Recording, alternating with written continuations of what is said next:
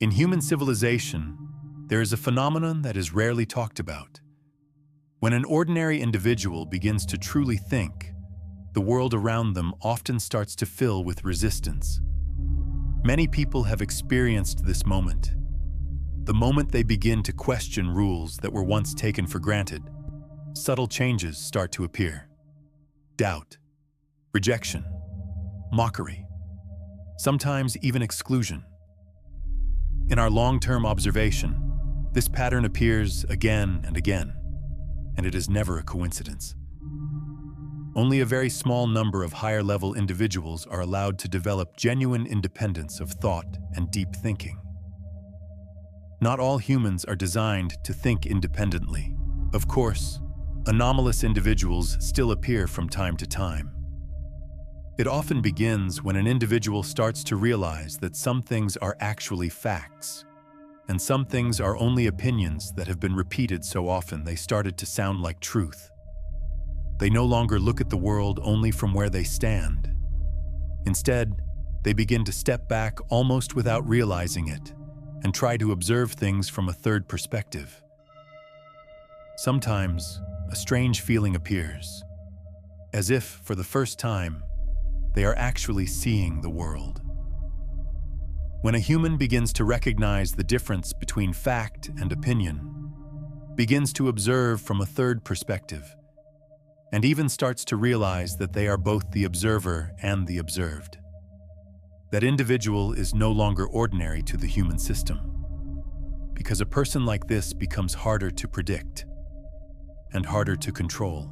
So the system's response usually appears very quickly. It is not that one specific person is deliberately trying to stop them. It is more like the entire social structure begins to move on its own. This force rarely appears directly.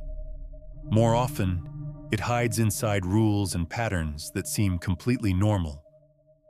For example, the constant pressure to follow a stable path, the education system's long training in standard answers, work structures that reward obedience and efficiency, public opinion that quickly mocks unfamiliar ideas, and all the social assumptions that get repeated until they feel unquestionable. These forces seem separate, but when an individual begins to change, they often appear at the same time. Doubt, dismissal, mockery, rejection, suppression. And in the end, all of these reactions point toward the same result: to pull everything back onto the original track.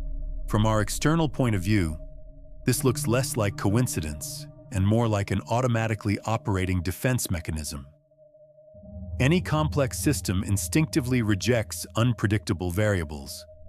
That is what the system tolerates the least.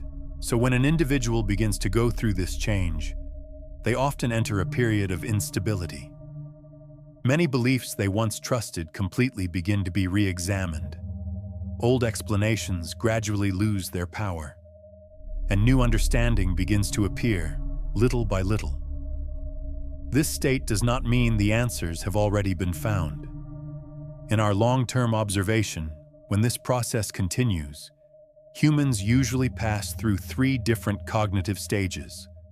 Some people stop at the first stage. Some move deeper, but their number is very small.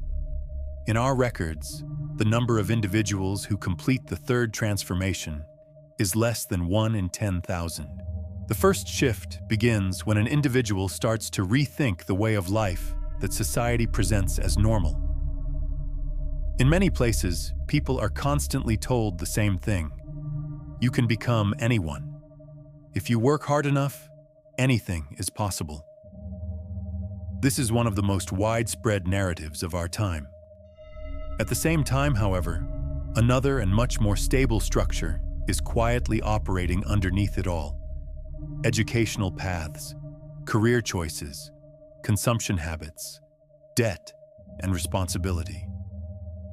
It creates a life track that appears full of freedom and possibility, while leading people again and again toward highly similar outcomes.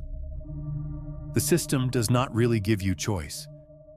This first change often begins in a very ordinary moment, when an individual suddenly stops and asks a simple question. If everyone is chasing the same version of success, is this path really a choice at all? Maybe it happens when they see people work for years, yet their lives never truly change. Maybe it happens when they realize that many of the goals they were taught to pursue, a better position, a bigger house, more consumption, are only part of a cycle that keeps reinforcing itself. When these questions appear for the first time, the individual begins to realize that what once felt like choice had often been shaped by the environment all along. And from that moment on, they begin to understand what it really means to survive. When an individual continues moving forward, they often enter a second stage marked by a kind of confusion that is hard to explain. The life they once found familiar no longer feels as certain as it used to. Work, income, consumption, and goals all begin to be questioned. But this state rarely lasts for long. A new set of explanations quickly appears. Some come from reality itself, and some come from the information environment. On the level of everyday life, the system offers a path that feels easier to accept. Consumption, lifestyle, identity, status. Income sustains consumption. Consumption creates new needs, and those needs produce more debt. This structure reinforces the same cycle again and again, so that even while an individual is thinking more deeply, they still find it difficult to step outside the original track. At the same time, another change begins to unfold through information. When an individual first comes into contact with certain explanations about how the system works, a flood of content quickly follows. Narratives that claim to reveal hidden truths. Theories that insist only a few people really understand what is happening. And these ideas often share one thing in common. They create the feeling that everything has already been understood. In that state, it becomes very easy for an individual to fall into an illusion. The illusion that they have already seen through the world. In our observations, this pattern is extremely common. In fact, it often settles into a stable condition, pseudo-awakening syndrome. The individual begins to believe that they have escaped the system, when in reality, they have only entered another narrative. The moment a person starts to feel a sense of superiority from believing they understand the world, they are often already inside a new trap. Because real cognitive change rarely produces arrogance. More often, what it produces is something much quieter, the ability to observe the world more calmly. In our observation, individuals who reach the second layer are already extremely rare. They begin to question the path they were given, and they begin trying to understand how the system actually works. From one perspective, these individuals already possess real thinking ability.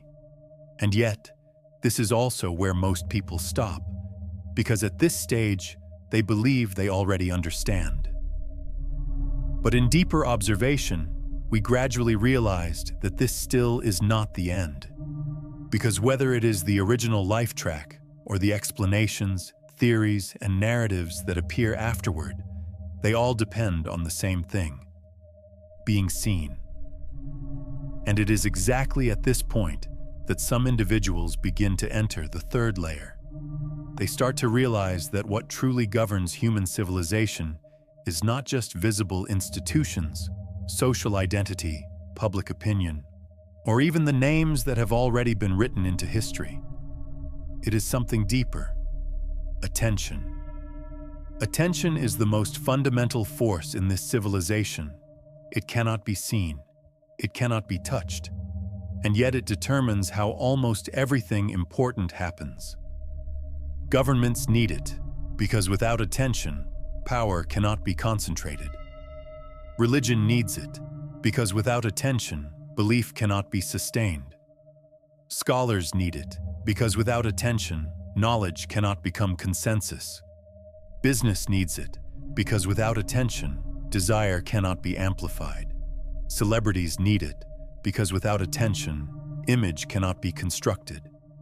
Media needs it, because without attention, narrative cannot overwrite reality. Even the traces human civilization leaves behind, its history, its heroes, its wars, its theories, its myths, are, in the end, all competing for the same thing: the attention of future generations. Because as long as attention remains there, those things remain alive. At this level, the real mechanism of control in human society is rarely about directly telling people what to do. It is about deciding what gets seen and what gets ignored, what gets discussed and what gets forgotten, what gets amplified into truth, and what gets buried as noise. When enough people direct their attention toward the same thing, that thing gradually becomes reality. And this is why, when an individual lies awake at night scrolling through short videos again and again, it is rarely just entertainment. It is closer to a precisely designed extraction process. One video after another. Surprise, excitement, anxiety, anger. Emotion is constantly being triggered, and attention is constantly being cut away. And a brain that is continuously stimulated eventually begins to lose something very important: the ability to judge quietly. At this point, some individuals begin to realize something much deeper. What the system truly wants to control has never been behavior alone. It is the entry point of consciousness. Because once the direction of attention can be arranged, emotion can be arranged. Opinions can be arranged. A person's sense of reality can be arranged. This is exactly why the third layer is so rarely reached in any real way. In our observation, the individuals who truly approach the third layer do not simply know more than others. They possess a capacity that most people never even realize exists. They can control attention. On the inner level, they can decide what is worth looking at and what should be ignored. They are not easily carried away by information, pulled by emotion, or repeatedly triggered by the outside world. This sounds simple. But in our records, most people cannot even do something as basic as stopping themselves from looking. And the real difference is not even there. On the outer level, they begin to see something even more important. Human beings are not really understanding the world. More often, they are simply reacting to whatever they have seen over and over again. A belief that is repeated enough times will eventually be accepted. A thing that is amplified long enough will eventually become reality. Controlling human behavior is difficult. Controlling human thought is even harder. But controlling attention is enough.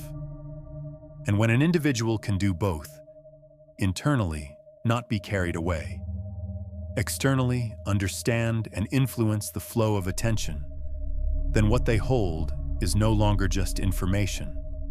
And power, status, and wealth often become only secondary outcomes. At that point, the individual is no longer merely someone shaped by the world. They begin to understand how reality itself is manufactured. And once they reach this stage, they begin to look differently at everything around them. The screen in the room, the phone in the hand, the information being pushed toward them, the tone in other people's voices, the standards that society keeps repeating. These things appear to be just ordinary parts of life, but perhaps they have been doing the same thing all along, shaping attention. And this is why some of the highest level individuals often adopt a very simple strategy. They deliberately cut off the flow of information. For example, some practice meditation or forms of contemplative discipline in order to preserve clarity of thought. The principle is simple: reduce information input on purpose, Leave the mind enough space to organize, reflect, and think. In a civilization defined by constant informational bombardment, this ability may be one of the main reasons why a very small number of individuals are still able to remain clear. For now, this is where the observation ends. If a person has truly made it this far, they have probably already realized something. The world they once believed they understood was only a very small part of it, and the more complex structures are rarely discussed openly. They do not appear in textbooks, and they are not easily explained. But they do exist. In our observation, many individuals stop here. A very small number keep moving forward. As for what comes next, it may not be for everyone, but if your attention is still here, we will continue recording.